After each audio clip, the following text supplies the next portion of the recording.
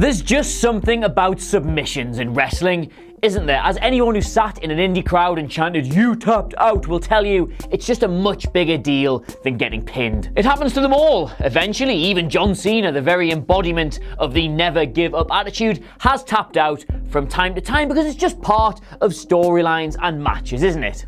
Well, no. Not always. There are some privileged few who've gone their entire WWE careers without once ever submitting to another wrestler. Not even once. My name is Adam Cleary, and these are 10 wrestlers who have never, ever tapped out. Oh, and before we start, there's no Undertaker in this video. I know technically he's never tapped out, but he has been screwed into submitting more than once, so we're leaving him out. Number 10, Goldberg. You can almost count on one hand the amount of times Goldberg has been beaten in WWE full stop, so it's hardly surprising that none of those were a submission. He's been eliminated from a Royal Rumble, which obviously counts as a big fat L, but all but one of his defeats in the company have come as a result of some shenanigans. Only Brock Lesnar can claim to have a clean pinfall victory over him. He's about as far away as it is possible to get from having tapped out. He's just too mean. Number 9, Andre the Giant. While the Big Show and the Great Khali were forced to tap out in matches simply because their opponent could not get them over their head, the same can surprisingly not be said for Andre the Giant. Despite losing a fairly hefty 28% of his matches in WWE, which when you think about it is really surprisingly high given what a monster he was painted at, not a single one of those came as the result of a submission. The reason for this is because most of his defeats came against the babyface trio of Hulk Hogan, Ultimate Warrior, and Randy Savage, none of which really were into holds, they just kind of jumped on their opponents. Number 8, Samoa Joe.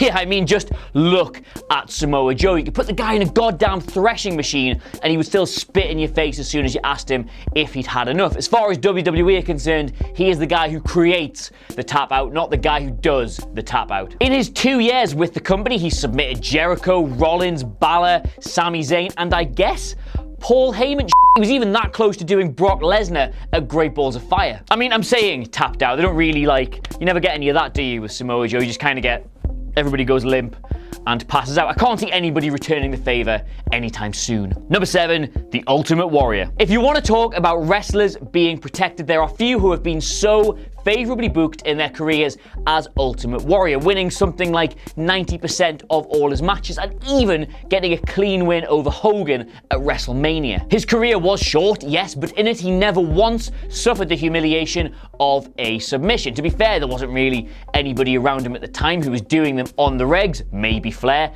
I don't know, but still, it never happened. Number 6, Braun Strowman. Yes, I hope you're all sitting down for this one. Braun Strowman, all 87 foot of him, has never once tapped out in a WWE ring. Just like Goldberg, the guy's barely been beaten full stop, so the chances of him submitting are remote. I mean, can you imagine someone like Daniel Bryan trying to put him in the yes lock? You just stand up with him attached, or Styles trying to do the calf crusher. That would truly be more painful on Styles than on Strowman. And what else is there? Who else does a submission regularly? The Bank Statement? Number 5, Umaga. Makes sense really, as Umaga was pitched as this crazed monster, so why on earth would he have had a normal human pain threshold? Plus, the guy was absolutely massive and just used to power out of most holds anyway. Bit odd though, as I was saying before with the Big Show and the Great Khali, wrestlers of his size normally have to do a submission every now and then, simply purely because their opponent might not be able to hit their finisher on them. Still, never happened for the big lad. Number 4, Roman Reigns. Of course he hasn't. Number 3, Kevin Nash. Again, Nash is massive, so it never really makes sense from a booking perspective to have him tap out. But he did have that great run as a really smarmy heel and a few bigger pops in wrestling than to get one of those to submit. Still though, never happened. He had, count them, 3 spells in the company, none of which featured a submission defeat. His first run, to be fair, barely featured a defeat full stop. His second run barely featured a feud full stop. And his third was one of the most tragic things I've seen outside of Wilborn's bedroom. Top bit of pop trivia for you though, he has tapped out twice in his career, and once was against none other than Samoa Joe during their time together in TNA. The more you know. Number 2, AJ Styles. With hindsight, it seems a bit silly now to think that we were all sat there 2 years ago worrying that if AJ signed with WWE, Vince might not know how to use him right. Not only has he captured the WWE Championship twice, scoring clean victories over John Cena along the way, but he's never once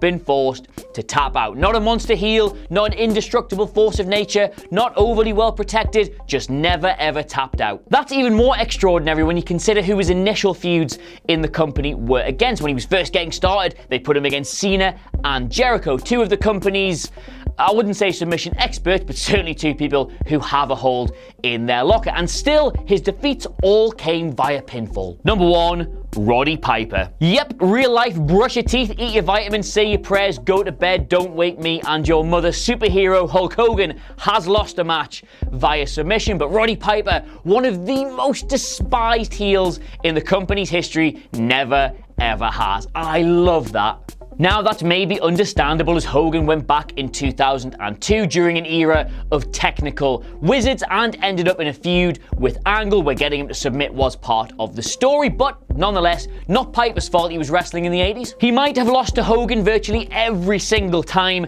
they stepped foot in the ring together, but he will forever have this feat over him. That is beautiful. So there you go, 10 really scary bastards who have never ever tapped out in a WWE ring. If you can think of any more, shout them out in the comments below, and don't forget to like, share and subscribe. Until next time, my name has been Adam Cleary, and I'll see you soon.